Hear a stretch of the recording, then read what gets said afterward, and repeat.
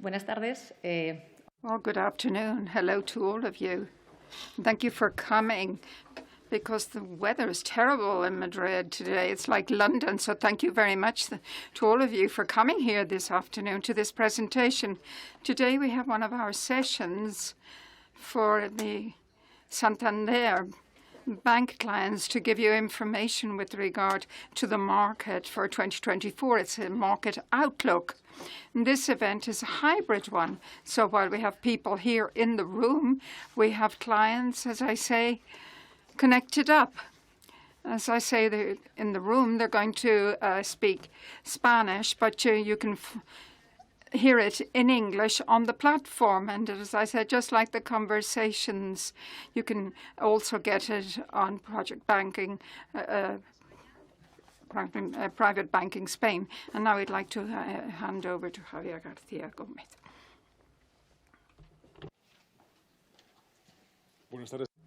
Good afternoon, everyone. It's wonderful for me to welcome you to the presentation of our market report, which we present and we publish every year, which explains the current macroeconomic environment and, well, to offer key investment advice. We've got experts from Santander Private Banking as well as Santander Asset Management, which, as soon as I'm done, well, they'll discuss all of this and they'll dive deep into brass tacks. And last year we talked about interest rates, and well, we analyzed the recovery of markets in two different phases. One, when we thought of the reach of the peak of inflation, which we thought would allow central banks to start relaxing those increase of rates, and which towards the end of the year would have an impact on fixed income markets. And we thought that towards the end of the year, interest rates would start going down, and that would have an impact on a more cyclical market. And, well, what we've seen in 2023 is that the post-pandemic economy is different. It behaves following different patterns.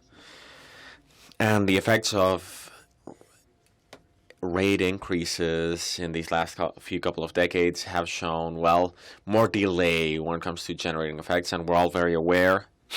And central bankers haven't been able to reduce rates, and, well, the economies in which we work. So what we thought of hadn't taken place, but we'll probably see them in the coming years and months throughout 2024.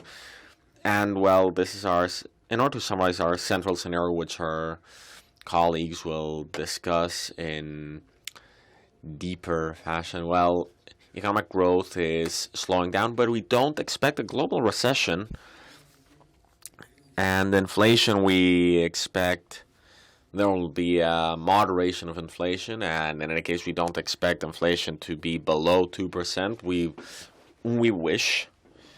And, well, we do predict that interest rates can start going down moderately.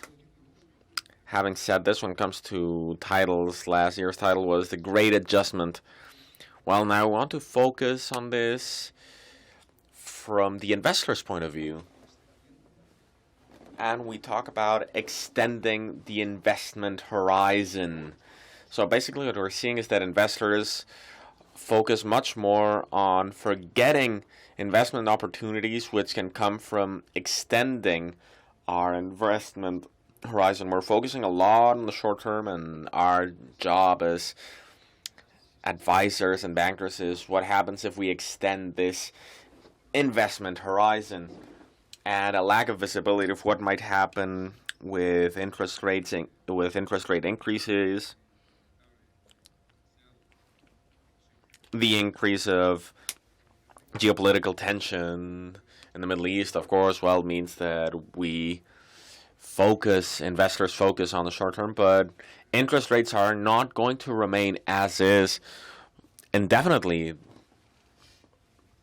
They're not going to remain like so for many months, for a long time. So we have to extend our investment strategies, which contemplate a longer scale horizon. So we have to work on this thinking of everything. We have to increase the duration of our portfolios. They're not going to remain as is indefinitely. And so it makes a lot of sense to increase the duration of our portfolios. And the experience we've had is that in an economic deceleration with such high rates, bonds with a certain duration will work very well. The next stage would be to discuss credit risk, which can complement a portfolio where we're working with sovereign bonds and taking into account short term. With moderate credit risk, we can improve the profitability of our portfolios, and I think that that is something we will be discussing. And then finally, the world's been changing unexpectedly at times and intensely, and we are facing different transitory situations, so we expect to have different investment opportunities that respond to these changes, especially for subjects we believe are important. The energy model, we are seeing it in the geopolitical environment. There are risks, but it also offers opportunities. Technology use, which I think we are all very aware of this, and how the market is changing when it comes to accessing financing and funding. This is something very important when it comes to taking advantage of opportunities, and this leads to generating investment opportunities and an investment portfolio that takes proper advantage of this situation. And well, our investment directors and investment officers know about this. And well, I expect you'll allow me to advertise our banking teams, and our advisors are always there to help you when it comes to having an impact on your investment ideas. And without further ado, Juan de Dios Sanchez Rosselli will be the first one because I have him here, right here. He's our Chief Investment Officer for Santander Private Banking. And, well, they'll explain much better and what I can explain. Thank you very much, Javier. And of course, the message has been such a wide one, and we're going to focus on extending the investment horizon. Well, we achieved what we wanted to achieve. It took us a bit of time, but it's visibility I'm talking about when we're evaluating the interest rates, because they do affect all the different assets. And in the last few years, we didn't have visibility in this variable, which is such an essential one. And now, as I say, we're up at the summit. Now we can take a look at the opportunities that are going to unfold. But first of all, we'd like to talk about 2023. It has been a real surprise on many fronts, I have to say, and which alters the patterns of economic behavior in the markets which we were used to. And now we have to avail of the opportunity to bait on these in different geographical areas. Let's talk about the United States. Nicholas has just arrived from there, actually, and he'll be able to explain how is it possible that an economy where the interest rates go up, 5%, and how can they grow 5%? What has been the magic behind of this? And also, of course, within there, as you know, Warren Buffett and talked about the different hedge funds, and they said you should never put your money on a short-term basis in the United States. This was particularly for the consumer, because the dynamics that we have had up until 2020 have favored the consumer, which is, as I said, 70% of the GDP of the United States, has given us, as I say, far more growth than we expected, because last year we thought we might be going into recession in 2023, but we've had such positive performance. The GDP that has been revised in the third quarter, what it was around 5.2%, as I say, far higher than the expectations that we had last year, where we thought that we were almost near a negative rate. Well, this 5.2, have there been some momentums that are going to be diluted over time? No, well, we see the different inventories, as I say, which is structurally, but also dynamics from the consumer. We have rigidity, as I say, the labour market. The companies have had profits. They didn't have to reduce their headcount. And particularly in the United States in 2020, the stimuli, as we've seen, there've been a direct check to the consumers. A lot of our clients received these checks, as I say, from the government. So as I say, saving has been much higher than expected, and the transmission mechanism has not reached the consumer, because the majority of the consumers that have mortgages on a long-term basis, fixed ones. So this has not happened this time. So in the chart that we see, we see from 3 to 8 the actual mortgage rates, but the real one we see, well,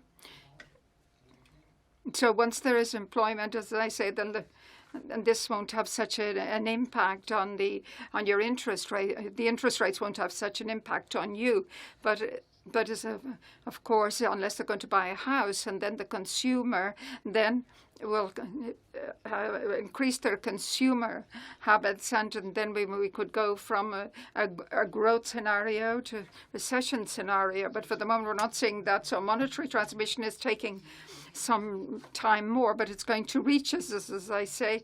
And we see the fiscal expenditure has gone in the other direction. We have the first item, which is the consumer, and the second, the most important part, all this fiscal stimuli in 2020, 21, and 22. I don't know if you will remember what was implemented last year was different acts, as I say, the IRA CHIPS Act, for example. And we see the percentage of the GDP, and you will remember the Marshall Plan, as I say. And as I say, but we have to mention, and you will see it on the press, but many people thought that there was going to be recession there because the manufacturing area, there has been an impact because of the increase in interest rate. The entrepreneurs, because they were investing in fixed rate, well, so the GDP of the we've seen it clearly there. So there will be an impact. So this cycle, as I say, will probably be somewhat moderate. Let's go on to Europe now. Europe, 12 months ago, we saw we were really worried because we didn't know what was going to happen with the gas. The gas reserves were well below the expectations. And we had the impact of a big, of the bankruptcy of Credit Suisse. So how are these two impacts taken on board in Europe, as I say? But it has been a spectacular, hasn't been a spectacular year, but it has been pretty good. Yeah, well, the fact of the matter is that everyone who's here and the customers who are listening to us on their screens, they would have undersigned growth for Europe of 0.05% yearly. And as you said, towards the end of last year, we were shivering, not out of cold, but we were shivering at the likelihood of gas being a problem. Fortunately, there was a combination of factors. On the one hand, we were lucky. It was a tempered winter and I would say that the capability of all different governments to diversify and being flexible and answering, I think that let us be energy autonomous, and well, I think that compared to February last year, we've reached our capacity. So this is something that's really helped us with energy, and it's really had an impact on reducing, which would have made the European Union plummet. Something also very important, Juan, is the financial sector. There are many years behind this to protect ourselves from systemic risk, and these bulwarks were put under test towards the end of this year, and this year it was you who had to deal with it, with this crisis of part of the American financial system is the smallest part. And then we had the first impact in Europe with Credit Suisse and everything. Did the European area notice this in its banking? No. And that's what interests us as economic agents, and credit has flown. It's been key with what happened in 2007, 2008 with the Great Crisis. and it is what led the global economy, especially European, to something that we had never seen. Let's not forget that at the end of the day, the credit is what makes the economy work, and ensuring that it works is what makes it so.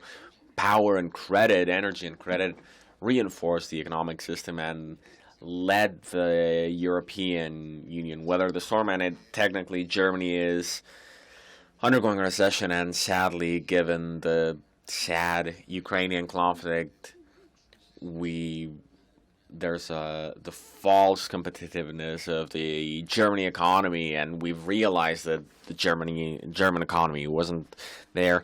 But we have to be, somewhat optimistic, and most service leveraged economies have been able to pick up the slack from the goods, and now we can see that Spain this year is recovering what it lost, since it took us longer to go back to pre-pandemic levels, and the soft landing of recovery funds. And I think that this is something we're not discussing as much, but come the future, I think this will be key, because the impact that this can have, these are key beyond the demographics which we have in Europe. This is a variable we've lost, but AI is also going to be helpful. But investment capital is definitely going to be one of the key factors for growth in coming years, and we've done nothing but start to land these funds. So I think that we've got opportunities to discuss, and I think Europe this year will likely have seen the worst growth, and thanks to what we've discussed, the impact of growth, I think we've survived a very difficult situation, but it was inevitable, because as opposed to our American friends, the Federal Reserve has a double-pronged growth and inflation. And in Europe, we still have that engraved brick in Frankfurt that said price stability. That's it.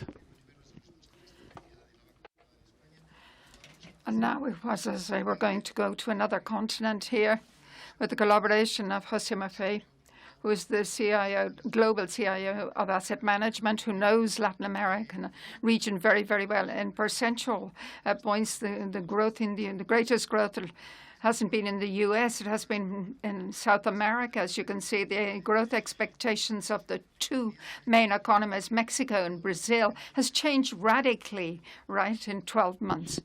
Completely. Well, thank you very much, Juanda, for having me. Well, obviously something we've seen and which has surprised us quite a bit in the case of Latin America was this increase of of growth expectations. I'm Mexican, and as we say in my land, when the U.S. sneezes, Mexico gets a cold.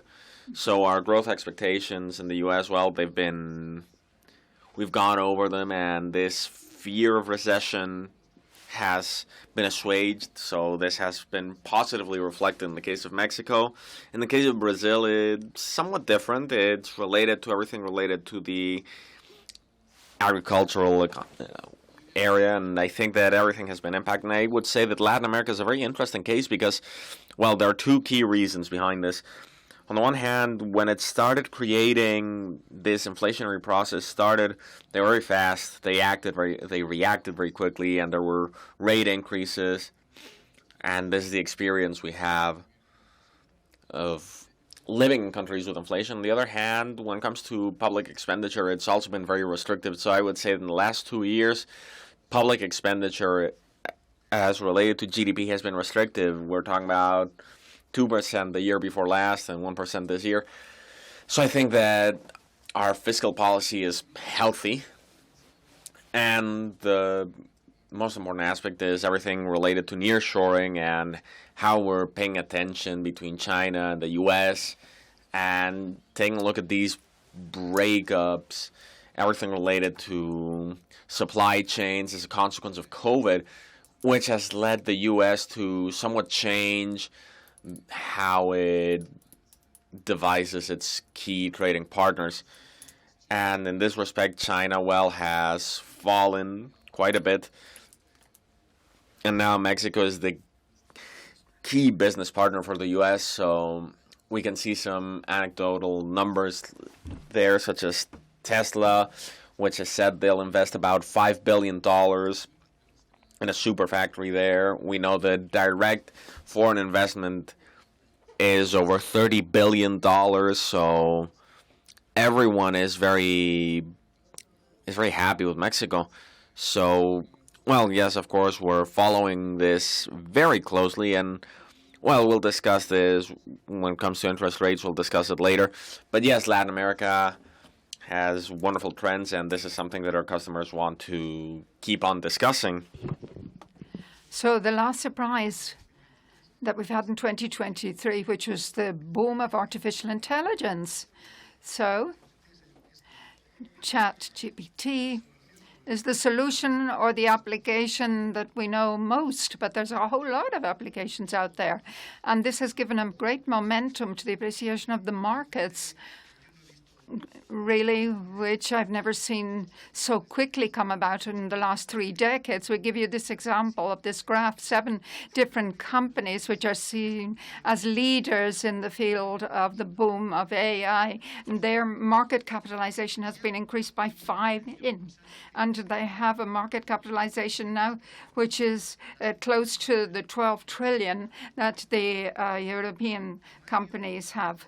So the dimension, the size of the expectations with regard to growth, which are behind these new applications, has been a momentum for the markets, has been a drive forward in the market apart from the macro variables that we have analyzed, for example. So this has given us a better year in 2023 than we expected. And some of these variables, these winds, as I say, forward winds, I should say, are going to help us in 2024. It's important to have the basis with regard to the actual mix of growth, inflation, and interest rates. So we're going to go through these 3 variables and see how they affect the investments. Let's begin with the inflation variable. As I say, has been the concern over the last 2 years. Here we can see the actual progress in the inflation statistics for the Eurozone and the United States in the headline and in the underlying one. And is this trend going to continue, or is it going to continue? The first part of the year, yes, we believe that the deflationary trends we started seeing at the start of this year should remain during the first part of 2024. When it comes to offering, supply chains are completely clean. All inflationary trends have been dealt with, and everything is clean. And when it comes to long shelf goods, well, there's less pressure, and those that are aligned with services are salary pressures, and everything related to services in the U.S. Mostly we're talking about restaurant expenditure, hostelry expenditures, and housing. These are going down, but they're going down more slowly than with these aspects, which we'll see in the second part of the year, which will go much slower. But the first half of the year, I think that, yes, trends will keep on going. Yes. When we talk about the last mile of inflation, that's what you're referring to. Exactly, yes. No, we're going to be reaching rates close to 3%. Central banks' goals are 2%, so going from 3 to 2 is the last mile. And it's going to be very difficult given the fact that we have to keep our growth trends and especially our labor market, and these dynamic trends are going to go down from 3% to 2%. So that's the last mile effect. But the important part is that this trend, if there aren't any disruptions, we should reach this point by 2024, little by little, not as close to 2 as we'd like. Well, we're talking 2.5, 2.6. In the European case, the trend is very clear. We talk about the 2.4 Germany has, and if the effect for food is lagging behind, but the trend will remain, especially when we talk about inflationary trends, and this is going to be closer. It's incredible that we have achieved such advances in putting a brake on the inflation and with no cost in the labour market. As I say, the 6.5% is the minimum historical figure. It has taken really no effort there in the Eurozone and the United States decimal points. So the question now will be for Alfonso. This cost, if you like, what we could go the immaculate inflation. Well, is this going to be something that will affect the economy? Will it make it go backward?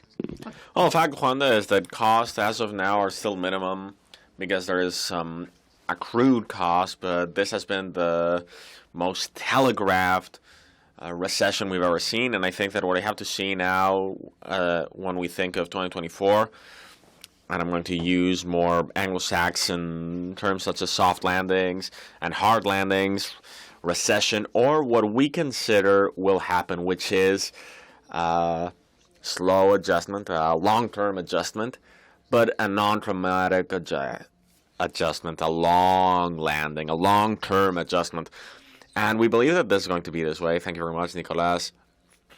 Because there's a key variable when compared to what we've seen the labor market ever since the Second World War. We've got a labor market that is fundamentally different to what we had because there's a shortage of qualified workers, and this is what companies are seeing when they adjust their staffs. They're not doing it through staff, but they take advantage of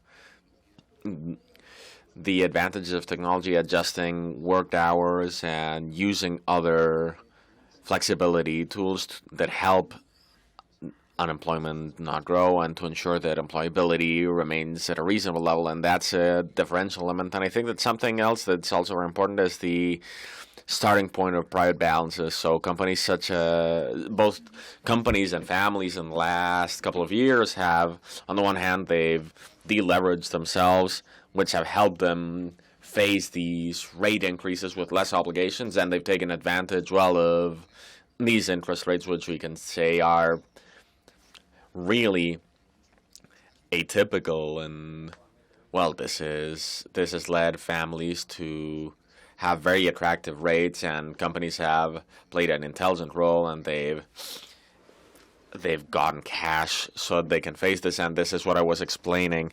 That's why our landing is being so soft. In any case, we've lived through an interest rate cycle, which is the most intense, which have been the last 40 years.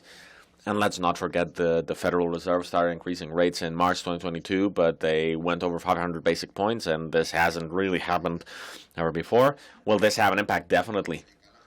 The decalage, what's the average? 12, 18 months.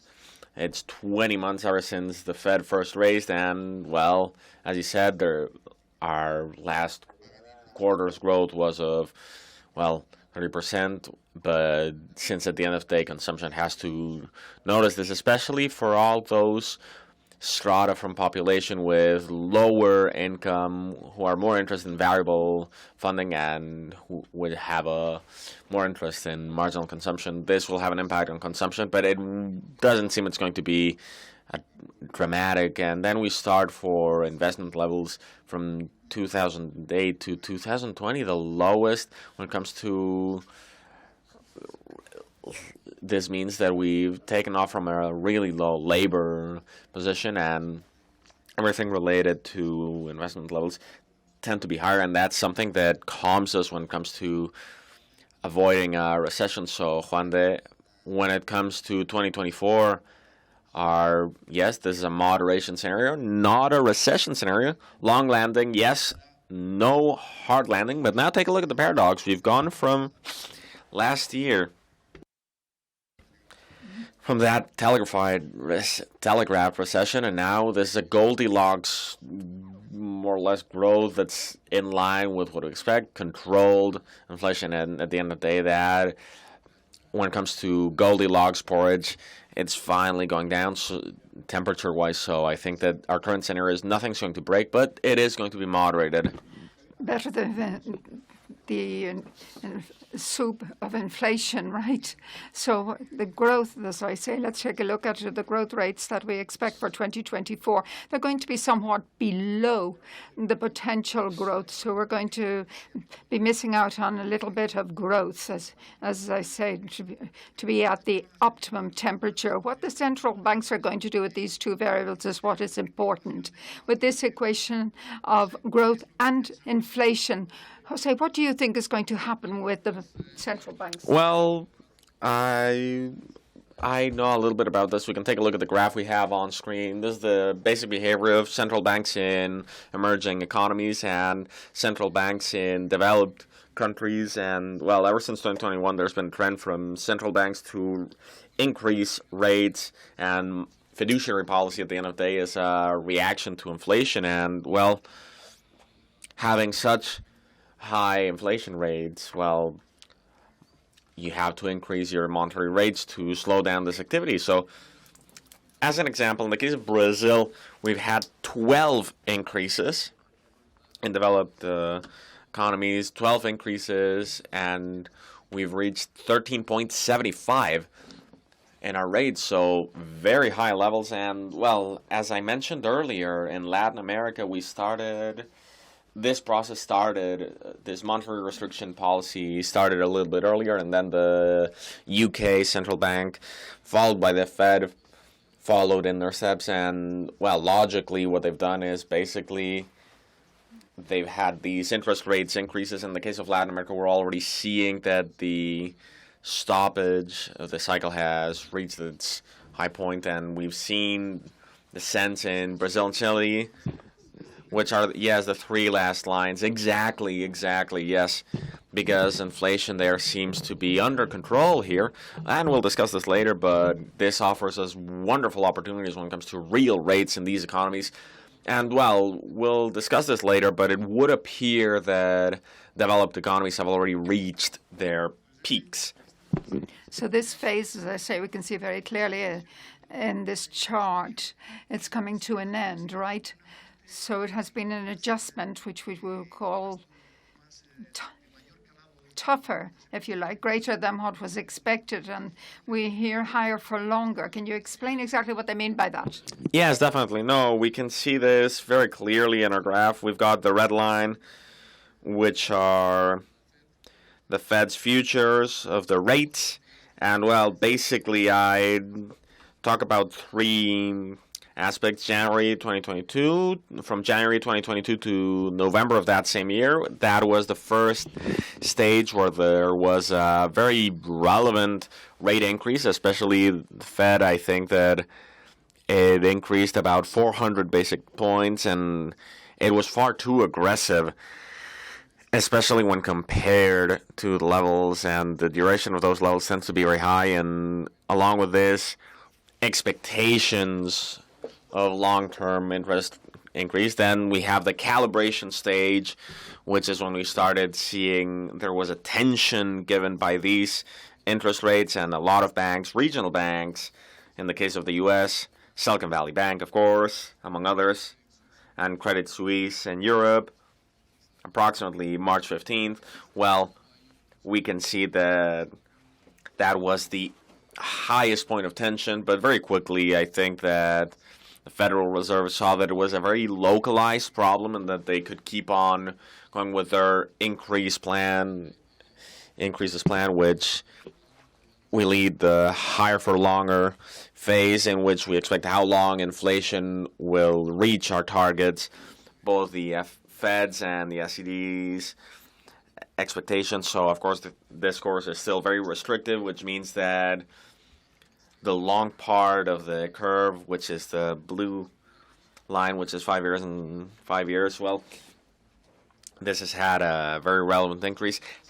Having said that, what we see on our red line is that Fed futures are already relatively stable, so the market is already starting to feel that that we've reached a plateau, and long-term interest rates, we can see that there's a similar behavior. They've increased, but it would appear that we find ourselves in that stage for, well, there's a lot of debate there, of how long. Yes, but we've gone from the discussion of how much the hike when is to going go to be. down. Yes. It's a much better discussion for the markets because we were really worried about when it was quantum. What you explained very well is the monetary adjustment is complete, the short and the long, as we can see in the curve. So this gives rise to a panorama, which is a far clearer one when one wants to invest. So let's analyze now.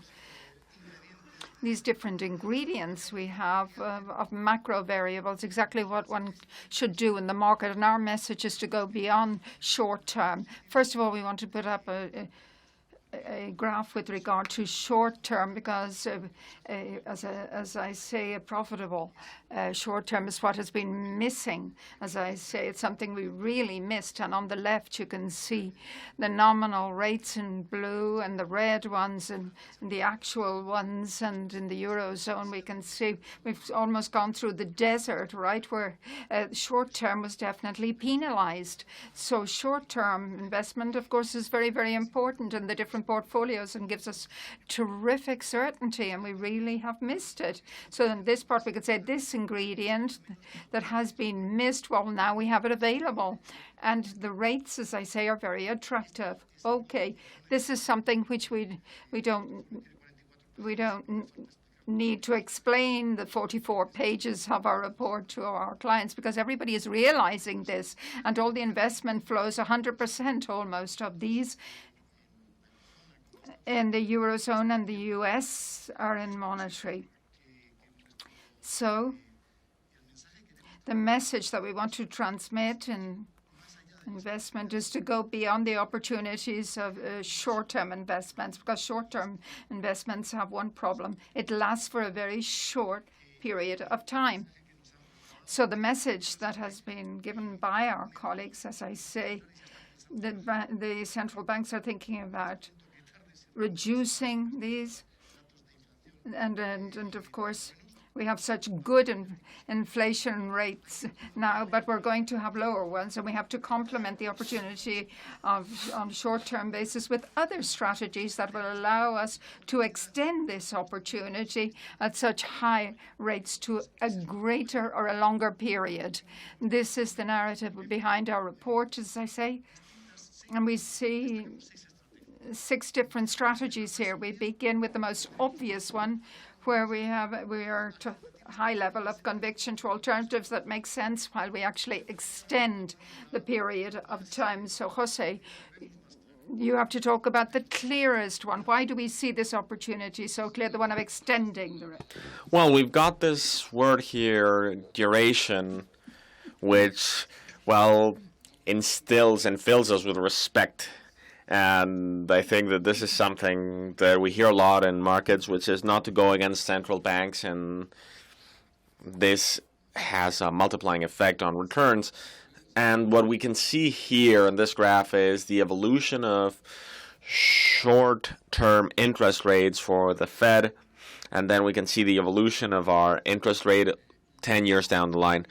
And we see something very interesting here, which is that when the monetary authority pauses, we see that the yield of 10-year-long bonds and very short-term bonds, and we compare them, we can see that investing in long-term, that is to say, staying for longer, is better than investing in short-term. And little figures we have there tell you the extra yield you would have by extending your investment. So I would focus on the last little figure, which says that if you had invested instead of 12 months by 10 years, that you would have gotten over 10% yield if it was on average of 12 months. 2.38%, which means that there's a difference of 8.1%. So at this point where we can perceive that central banks are stopping, this is a good time to stop thinking of short-term investment and there's a risk of reinvesting, a high risk of reinvesting, because these things will go down and it'll be difficult to keep an average a high average yield, and we have to increase the length of our extension. And this is something that monetary policies had already passed, so that would be a first opportunity to invest. So there are very few opportunities that have a background of a hit ratio of 100% of positive yield, as I say. And we're talking about the curve of governance, which is maximum security with regard to credit. But we also see within fixed income other opportunities. We go, for example, into other type of bonds. Talk about corporate bonds for us. No, of course, we prefer everything related to government bonds. When we talk about credit, this is riskier. And when we talk about deceleration, economy decelerations, well, you start seeing there are tensions within companies. There can be bankruptcies. And if we take a look at the blue line, which is our credit differential, and we compare to actual bankruptcies compared to history, we can see that primes overcompensate actual bankruptcies. So investing in is very interesting, but risk premiums are above actual bankruptcy rates. And when we take a look at the levels, our credit spread of about 150 basic points properly reflect the potential cooling down of the economy, and we believe that this is a good opportunity to invest in credit. And I would think of what Alfonso mentioned earlier, which is related to basically cleaning up balances, and consumer companies have managed to fund themselves with low interest rates. So in their earnings results, there doesn't seem to be in their balances there don't seem to be any relative tension. So, but we do believe we have to select names carefully, and to do so well, we basically believe that we have to do this in a professional fashion, and in order to help Santander Asset Management, we have a very good analysis team which basically focuses on analyzing over 600 issuers, and we try to identify those that are most sensitive to the part of the economy. Yes, no. Because what we see in this chart, that periods of slowdown or economic recession, there's an increase in bankruptcy, as I say. We expect there to be a certain level of impairment, but they will be offset by the high risk premium and with additional yields for investments while we go away from very short. But in fixed income, there are still more opportunities. As I say, we have different segments of a lesser risk. But now let's go to more sophisticated areas of credit. For a manager of fixed income, there's so many more options. Is that right, Alfonso? Yes, no, Honda, I hope I don't make a mistake here. We're at the end of one of the best asset managers for fixed income. And, well, these are some soccer examples which will make everyone understand our situation. Jose mentioned this at the end of the day, short term and the low risk sovereigns, of course. I think we could compare to a good goalie, right, which is going to properly respond. And when it comes to credit, there's a good defense. There's good defense there. And our profitability levels, I think that's good. But I think that this might, like Greece did in 2004 to win short-term competitions, a good goalie and a good defense, because it attacked a little. That's what Greece did. That's how it got the Euro Cup. But we are long-term investors, so we have to take advantage of these opportunities. And the good thing is that we can also have a good midfield, and we could have a good attack, because we talk about credit, not only we talk about high yield. This is offering very attractive results. And what Jose mentioned, I think that this is this looks nice if we know that this is a very good asset connected to cycle, and that's something we have to manage. And that's why, in order to have a complete portfolio, the whole team, we have to appeal to professional management. We have pictures, and there are many varied aspects, and I think that these will help us at the end of the day, help us configure a very diversified portfolio, and a portfolio which will help us have a base and solid defense and a solid goalie, which is what we have when we take a look at our comparisons, when we take a look at these figures, with what we had towards the end of 2021. This proves it. And then we need a good midfield and good attackers, which can give us very good risk. It's a magnificent moment then because of the balance of opportunities. There have been eras when the most defensive part was missing of a fixed income because it didn't generate yields, as I said, because of monetary policies, which were ultra expansive. And in the report with this chart, we wanted to show you something. This is a diversified portfolio, which mixes very well the risk with the interest rates, the curve of the governance, which is in blue, and the red are the bonds, which are more sensitive to the cycle. Explain to us somewhat why it is a good moment. That's a very good example, Juan, of what I was mentioning, and you mentioned it as well in our roundtable. The post-Lehman desert journey led us to, is what we see there in blue. Great deal of these last couple of years, we've had nominal returns which were very lean, even negative, and even in Europe, and in real terms it's been negative. So we have to take advantage of the change in configuration, and we have to add this, and this will have a positive impact. The positive part, which is what we have there in red, these portfolios are designed by 60% comprised by sovereign debt and investment, and 15% with better high yield, so you can include high yield or other different kinds of assets which will need professional management because these are very attractive assets, but that they also have their own correlations and technicalities which we have to understand. This is a little bit more technical, but really what is good about this is the mixture, as it were. It's like a coach who sees the balance. The blue part, as I say, performs pretty well when the red one isn't performing, so it gives you the balance. Yes, no, and by extending the duration by 4 years with this portfolio configuration, we'll have a yield to date of about 5%, so a very good situation. So we're talking about portfolios that are mixing things more traditional or fixed. And to wrap up, Juan, with our soccer example now, where the French had, we've got a lot of stuff to choose from, and well.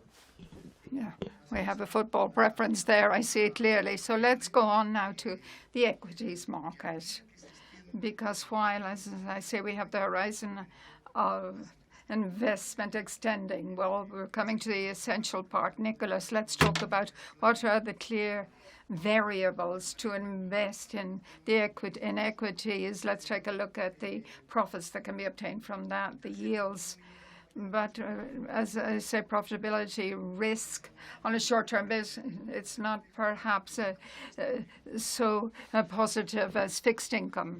No, what's true is that there are higher rates, so that an investor in relative terms starts increasing their equity. Well, they need an attractive price to buy that. So in this graph, we can take a look at that relationship, that negative trend, which is a line where we can see on the x-axis, which is the profitability of the Eurozone Treasury, and on the y-axis is how much we're paying for it. So the more we go to the right, the higher the multiple. And so investors, they want everything to be cheaper so that they can assume this risk, because there's a lot of competition when it comes to fixed income, right? Yes.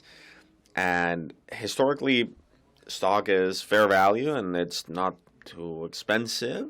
It had better times in 2022, but it's not very cheap. But if you're thinking of medium term, this is an asset you need in your portfolio. We're talking about the European equities market, right? Yes, if we go to American equity, the picture is different from if we take a look at Standard Put. So you've got the Magnificent Seven, which are the 7 companies that have been growing by 25% year over year, which means that they're very highly valued. But if we get rid of them and we only keep 493, well, the S&P is actually closer to our current interest rates. That would be the blue part, which you can see with the different profits. Well, the reality is in the American. Yes, for all investors who are following us from S&P 500 or the RES 2000, which represent all 2,000 American companies, their behavior this year when it comes to performance, we're talking about a performance of 4 to 5%, which compared to 18% is completely different. So these Magnificent Seven completely skew averages. There has never been such a great distortion with a series of companies because of the concentration, because they represent, 30% Exactly. of the 500. Well, let's go to the variable then. Leaving to one side the Magnificent Seven that have different dynamics and the fair value we have with regard to the interest rates. But let's take a look at the profits that can be obtained. Well, profits, what we've seen this year, there's been, when we take a look at our earnings results for this third quarter, we've touched the rock bottom. So we expect that in these 3 coming months and the first 3 months of the year, everything will increase by 10%, which is close to historic averages. And we believe that when compared to analysts, we're being excessively optimistic when it comes to this growth and given the dynamic we're expecting for next year. So we expect a growth of 4 or 5% towards the end of the year, which would mean that when compared to interest rates, if interest rates go down, it should be more attractive and go up.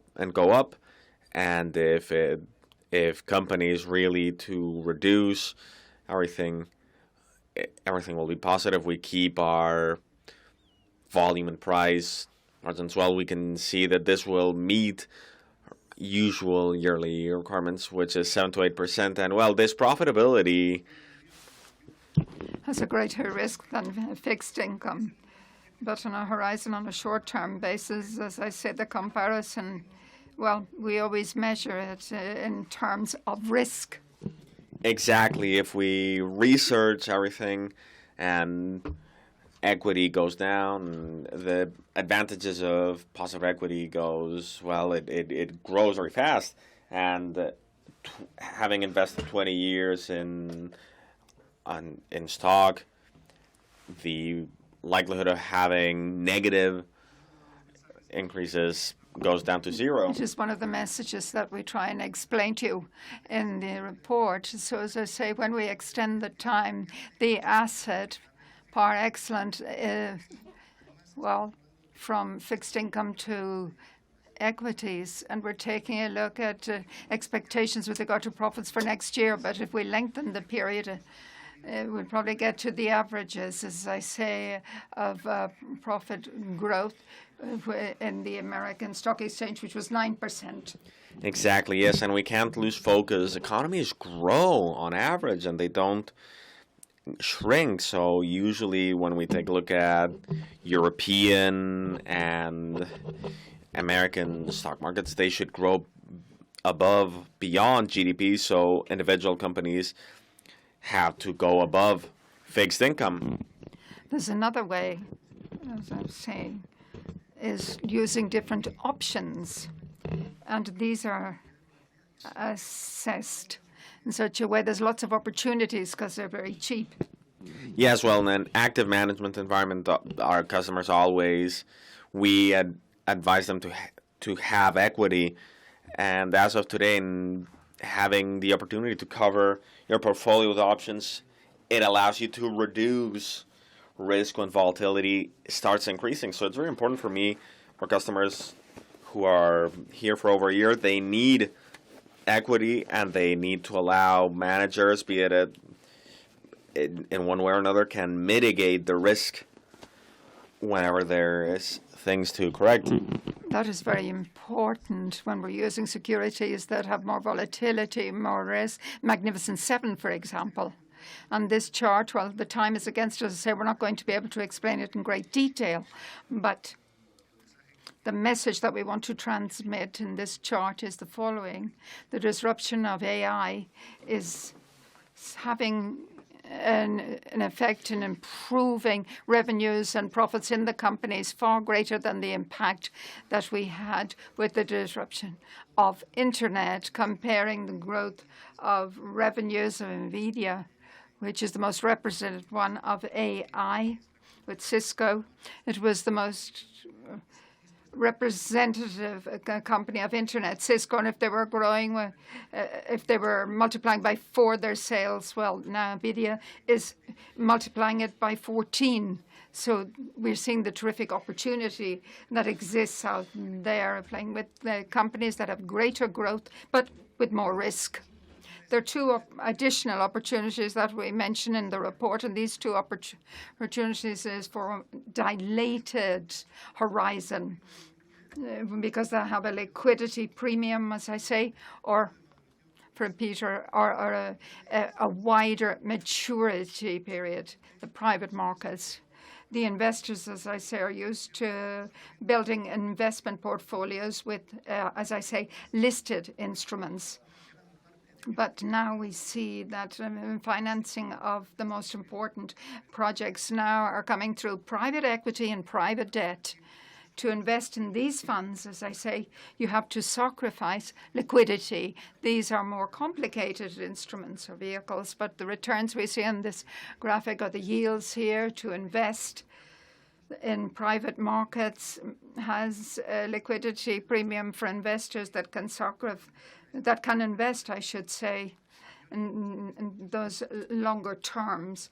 It makes a lot of sense. And as I say, the growth there is exponential, so the cost of not participating in this important part of the funding markets is growing.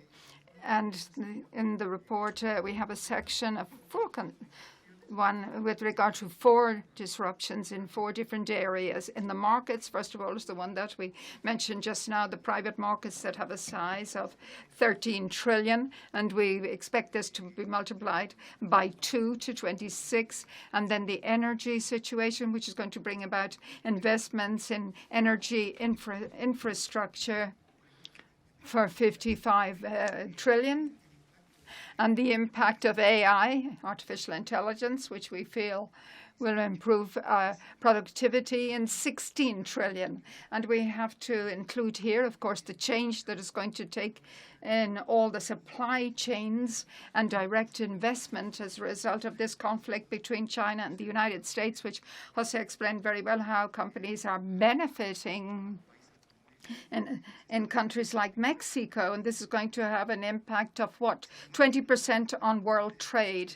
If we add up these 3 transitions, the impact of them in 3 decisions of these 3, we come to a figure which is higher than 150 trillion, which is the size of the global economy. To ignore these changes, as I say, when they're going to generate opportunities of such a magnitude that we feel it doesn't make sense for portfolios on a very long-term basis. So if you take a look at the different opportunities of investment that have binomium, which is very attractive with regard to profitability, risk, each one in their horizon. So we finish with the recommendations, as I said, that makes sense for 2024 to the extent that we're extending the investment horizon. We have opportunities in the whole range of assets and time limits. And we have at the same time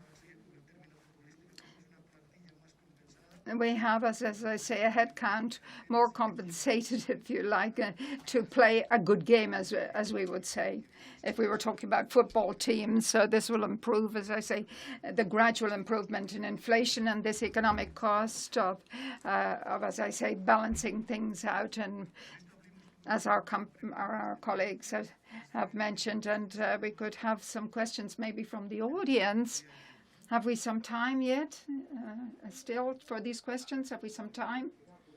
Yes, I have some questions here, yes. Okay, geopolitical level. 224, there's lots of elections, the American ones amongst them. How the impact, what is it going to be? Alfonso, you are an expert on geopolitical variance.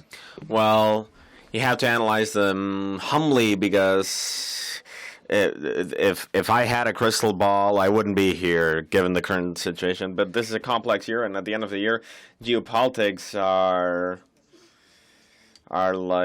just a pain, and we have to live with it. But it's an intense year, and I would like to underscore several aspects connected to what you mentioned with this disruption.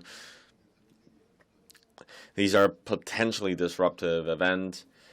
And, well, the presidential elections in the States, we've got in March, we've got Super Tuesday. May, we have the Republican primaries, which are going to be the flying goals. So this is related to our hegemonic aspects in China. We've got Taiwanese elections, which are going to be very important, because if the favorite candidate wins, well, the situation could become more tense. Another disruptive aspect, Mexican elections come the beginning of June. I think that this isn't only they're growing, so it's very important for this situation to be improved.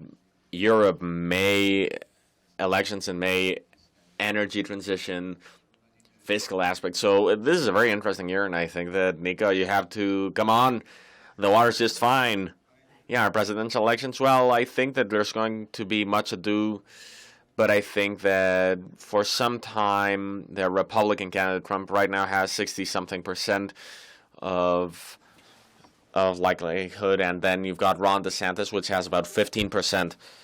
In the Democrat case, unless Biden decides he doesn't want to be incumbent, we're talking about Hillary Clinton, which would be the second candidate, and I think there's going to be a lot of noise. But I think the fact of the matter is that come September, nothing will have real impact into how it can be implemented, because come 2024, the year at a Congress level, Biden will try to do things, so it's going to be a year of a lot of volatility, but it's going to be much ado about nothing. And of course, it's all going to be very important in September, when these two candidates are going to see how it's developed. I don't know if I dove in, but I'm going to be sure. That'll be very interesting. A question now with regard to artificial intelligence. It can give a lot of value to some companies, but it can destroy jobs. How do you assess this impact? The subject is that this is happening in the labour market, where we need help from AI, as I say, because there are demographic factors. There's a lack of manpower there. We could talk an awful lot about this, because there have been a lot of technological disruptions. There's been a lot of fear with regard to losing jobs, but then the outcome wasn't that. But I think in this case it's going to be especially welcome, because, as I say, the lack of manpower. Because what I'm seeing is important potential in manufacturing, and because of and if you want to mention something, Alfonso, with regard to the labor market. I think that the key is going to be, Juan, what I mentioned earlier, what will have an impact on productivity and what it'll entail, because let's not forget that productivity is one of our prosperity metrics. So as long as productivity is up there, and the leap with AI will be exponential, and this is what's going to counteract a difficult aspect to measure, which is demographics and except some economies consider that this is key. So I think that beyond ethical aspects or labor aspects, I think that productivity can be the nice part of what AI will bring, which will be better, more well-being for everyone. Taking a look at the report, as I say, the potential risks we see as excess indebtedness of the public sector, but something positive, or what is our surprise, I say, is AI can give us a boost in growth. There's a question with regard to renewable energies. It has been very complicated, as I say, what's going on with clean energies, what has happened. So many things have happened, as I say. But what we'd like to highlight is the growth, as I say, on a long-term basis in this area, because we're talking about high growth, but they're very sensitive to regulatory changes. There have been a lot of regulatory impacts, and when you have the need to invest 55 million to change your infrastructure, it's very important that there's a regulatory framework, which is a very clear one. And there have been lots of problems for companies of wind energy because it wasn't clear what was the regulatory framework that was going to affect those investments. So what is very, very important, the rules and regulations, very important to invest on a long-term basis, going to be years, of course, when we'll have adjustments because of the sensitivity related to when the things against it. No, and I have to say that all of these technologies are funded, and with an increase in funding cost, they are not that profitable. But if we start seeing that in the coming year, interest rates go down and cost of credit starts going down, well, of course, we'll keep on seeing an increase in capex, and well, these backlogs we're seeing now will remain, and that should mean that profit growth will keep on activating. Okay, then, just the last question I think that we have here from our audience. We're going to have a cocktail now, and we can attend to any of the questions from the audience on the spot because we'll have more time for them. Sorry, we've no more time for questions here. So thank you very much for your attention. Thank you very much for coming to this event.